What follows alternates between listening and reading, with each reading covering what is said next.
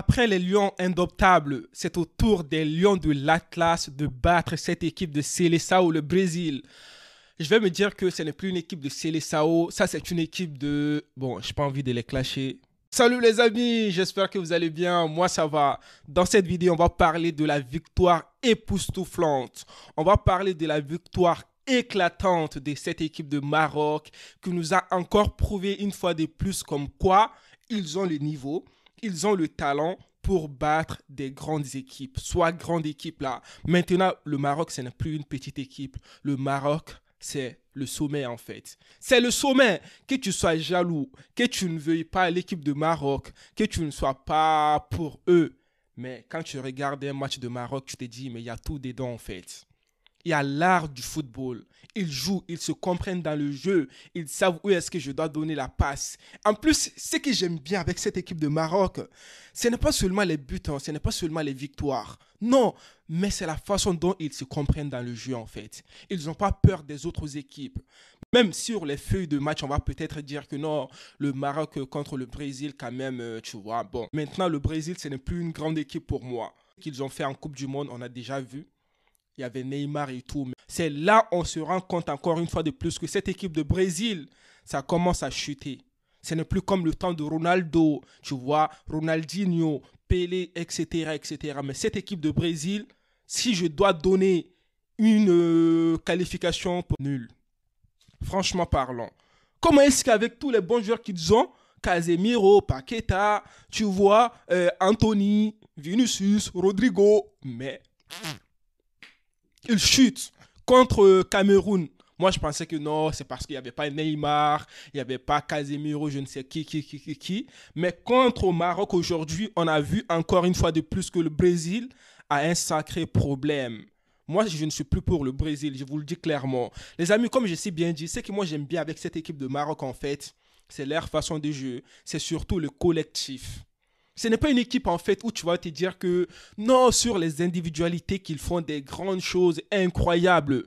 Non, mais la force de cette équipe de Maroc, c'est leur collectif. Ils savent jouer ensemble. Par exemple, quand tu prends le côté des Ziyech, Unai et puis Hakimi, tu vas voir là-bas que, en fait, ils savent jouer ensemble. C'est surtout ce côté aussi qui est très dangereux en fait dans cette équipe de Maroc. Parce que on sait très bien que Ziyech là, lui c'est une pépite. Unai, on n'en parle même pas. On a tous vu la performance excellente de Unai pendant la Coupe du Monde. Et puis aujourd'hui encore, on a vu la différence qu'il a fait sur le terrain. Et puis Hakimi. Et les gars, on parle de la performance de Hakimi contre Vinicius aujourd'hui ou pas? En plus, moi, avant le match, je me disais qu'Hakimi, tu vois, avec tous les problèmes qu'il a maintenant, il ne peut pas m'étaler sur ses problèmes, tu vois. Peut-être les supporters vont se dire qu'il ne va pas faire un bon match parce qu'il a tellement de problèmes. Mais non, on dirait qu'il a oublié ses problèmes sur le terrain. Hakimi, il a tout donné. Donc les gars, cette équipe de Maroc, on va parler du match même quoi. Maroc-Brésil. Le Maroc a gagné 2-1. Est-ce que vous vous rendez compte en fait? Franchement, maintenant l'équipe de Maroc... je n'ai pas d'autre chose à dire. Ils nous surprennent tout le temps. Ça, c'est des surprises en fait. Tu ne te rends pas compte, mais c'est incroyable en fait. En plus, c'est pendant le Ramadan. Est-ce que vous vous rendez compte? Ça, c'est une belle leçon pour les Français. Je les clash encore, les Français. Ceux qui disent qu'il faut décaler le Ramadan, je ne sais quoi là. On peut faire le Ramadan et puis faire des performances excellentes. Moi, je ne sais pas si c'est pareil pour vous, mais moi, pendant le Ramadan, je suis en pleine forme, même pour le sport et tout.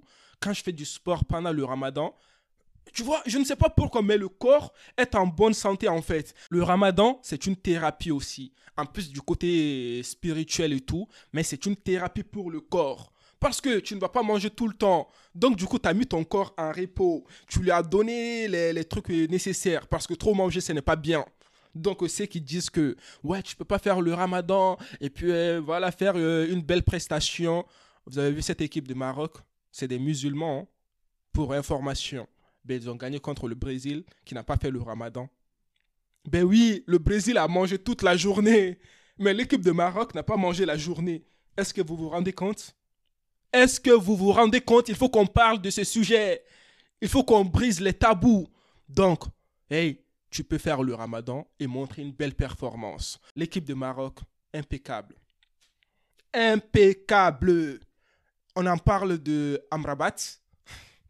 L'équipe de Real, qu'est-ce que vous attendez pour ne pas aller prendre Amrabat et puis le ramener au Real Madrid? Franchement parlant, moi je n'ai pas envie que Barça prenne Amrabat parce qu'après ça sera chaud pour le Real en Classico. Amrabat, c'est un joueur incroyable. Le gars, il a fait le Ramadan, il est venu, il a pris Paqueta, il a pris Casemiro, il les a mis... Tu vois là, pop, calmez-vous les gars. J'ai fait le Ramadan, j'ai pris une date et tout, mais et puis du lait, calmez-vous, vous ne me connaissez pas encore. Quand je fais le Ramadan, je suis encore plus fort. Donc Amrabat, il a fait son match incroyable. Il était là dans des duels, surtout Amrabat contre Rodrigo. S'il vous plaît. Hey Rodrigo, j'aime bien ton jeu. Tu nous as beaucoup sauvés pendant la Ligue des Champions. Mais calme-toi face à Amrabat. Amrabat, c'est ton grand en fait. Ne prends pas la tête contre Amrabat. Calme-toi. T'es encore un petit. On va pas se mentir, t'es encore un petit. T'as même pas 25 ans. T'as même pas 23 ans. Donc calme-toi s'il te plaît. Ne fais pas tes chichis face à Amrabat. Vinicius, pareil pour toi. Calme-toi. Amrabat n'a pas votre temps. S'il vous plaît, calmez-vous les Brésiliens.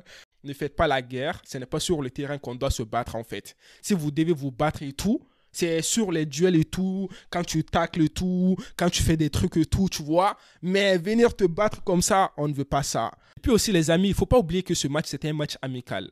Mais quand tu regardes le match, tu te dis que ce n'est pas un match amical. On dirait que c'était un match de Coupe du Monde. Ça, j'aime bien. Au moins, les joueurs ne se sont pas dit que non, c'est un match amical, donc on n'est pas obligé de tout donner sur le terrain. Au contraire, vu que c'est un match amical, ils ont tout donné sur le terrain, les Marocains. Ce n'est pas pour rien qu'on a appelé cette équipe de Maroc les Lions de l'Atlas. Un lion a une mentalité de champion. Un lion n'abandonne pas. Un lion donne tout jusqu'à la fin. Le Maroc, franchement, on peut encore dire que vous êtes les Lions de l'Atlas. Les Lions, je ne sais pas les Lions ont quoi contre Seleção, mais c'est trop. Les Lions indomptables de Cameroun, ils ont battu le Brésil. Et puis aujourd'hui, on a qui? Les Lions de l'Atlas qui ont tabassé le Brésil. Franchement, bravo à l'équipe de Maroc. Bravo. J'ai un petit conseil pour l'équipe de Maroc. Maintenant, vous êtes en pleine forme et tout. C'est bien. Qu'Allah vous préserve, tu vois. Mais surtout, ne prenez pas la grosse tête. S'il vous plaît, calmez-vous. Calmez-vous. Ce n'est pas seulement cette victoire qui compte. Certes, vous avez gagné contre Portugal. Vous avez gagné contre Belgique. Vous avez fait mal à l'équipe de France. Mais ce n'est pas encore fini. On va chercher les titres. Il nous faut un titre maintenant. Toutes ces victoires-là, on a besoin d'un titre en fait pour clôturer tout ça. Pour CAN en Côte d'Ivoire, s'il vous plaît le Maroc. Moi, je suis malien. J'aimerais bien que le Mali gagne, tu vois. Mais franchement, moi, je veux que le Maroc gagne. Pour cela, il ne faut pas qu'il se prenne la grosse tête. Il faut qu'il donne tout. Il ne faut pas prendre à la légère les autres équipes, même si c'est des petites équipes et tout, par exemple. Imagine, il joue contre le Mali ou une autre petite équipe en quelque sorte. Il ne faut pas qu'ils se disent que non, c'est une petite équipe, donc on ne va pas tout donner. Nous, maintenant, nous sommes des grands, etc., etc. Non! Non, il ne faut pas sous-estimer les autres. Il faut tout donner sur le terrain. Que ce soit face à l'Argentine ou face à une petite équipe, il faut se dire que hey, c'est une équipe de 11 joueurs sur le terrain. On va tout donner, on ne va pas lâcher. Ça, c'était ce que je voulais vous donner comme conseil à l'équipe de Maroc. Les amis, dans ce match, il y a plusieurs choses à dire en fait. C'est pour ça que la vidéo va être longue. Quand tu regardes ce match même, surtout l'ambiance. Vous êtes chez vous au Maroc. Vous jouez un match amical contre le Brésil, une grande équipe du football. Et puis, vous avez vos supporters en fait qui sont venus vous supporter, surtout pendant le Ramadan. Ils étaient fatigués dans la journée. Mais avec tout ça, ils sont venus vous supporter la nuit et tout chez vous. Ça fait plaisir, ça donne de la confiance aux joueurs, ça donne de l'énergie aux joueurs de tout donner sur le terrain. On a vu que le Maroc nous a montré comme quoi ils sont là, ils vont tout donner, ils ont gagné le match 2-1. Le premier but de Boufal. Les gars, le premier but de Boufal, est-ce que vous avez vu le talent? Est-ce que vous avez vu la technicité de ce but? Le gars Boufal, il a bouffé la défense du Brésil sur ce but. Il a bouffé le gardien de but sur ce but. Ce n'était plus Bouffal, mais c'était je bouffe les autres. Deuxième but, le jeune là, j'ai oublié son prénom. Mais à un moment donné, moi je dirais à l'entraîneur du Maroc de faire jouer ses joueurs en fait. Il a montré beaucoup de choses, que ce soit pendant la Coupe du Monde. Aujourd'hui, il a encore marqué encore. Donc je pense qu'il mérite un peu la place des titulaires. Franchement. Franchement, j'ai envie qu'il joue en titulaire maintenant. Sinon, l'équipe de Maroc a bien joué. L'équipe de Maroc nous a montré une belle performance. Maintenant, on attend le match contre Pérou. On va voir ce qu'ils vont nous montrer encore. S'il vous plaît, les jaloux, les gens qui n'aiment pas le Maroc, arrêtez de me dire que non, il n'y avait pas Neymar, il n'y avait pas Alisson Becker, il n'y avait pas Fabinho, il n'y avait pas Marquinhos. Et quoi d'autre encore? Et quoi d'autre encore? Arrêtez de trouver des excuses en fait. Le Maroc a gagné, point barre. Ils nous ont montré une belle performance. Ils ne sont pas restés seulement en bloc défensif. Non, ils ont tout donné. Donc arrêtez s'il vous plaît vos trucs là de jalousie là. Et supportez vos frères. Supportez vos frères. Même s'ils ne sont pas vos frères en fait. Au moins, il faut reconnaître la vérité. L'équipe de Maroc maintenant, c'est impeccable. Et puis aussi les amis, pour finir la vidéo, je dois parler de leur entraîneur. Quand tu regardes l'équipe de Maroc, il y a quelques années, ils étaient comment? Ils n'étaient pas au top niveau. Mais maintenant, l'entraîneur, il est venu, il a pris les joueurs en fait, il a tout transformé dans l'équipe.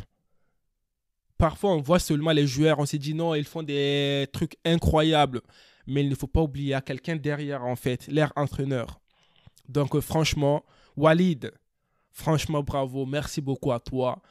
On a besoin de vous pour la CAN aussi en Côte d'Ivoire. Donc allez les amis, la vidéo a été un peu longue. Je vous dis à une prochaine vidéo. D'ici là, portez-vous bien et la paix sur vous.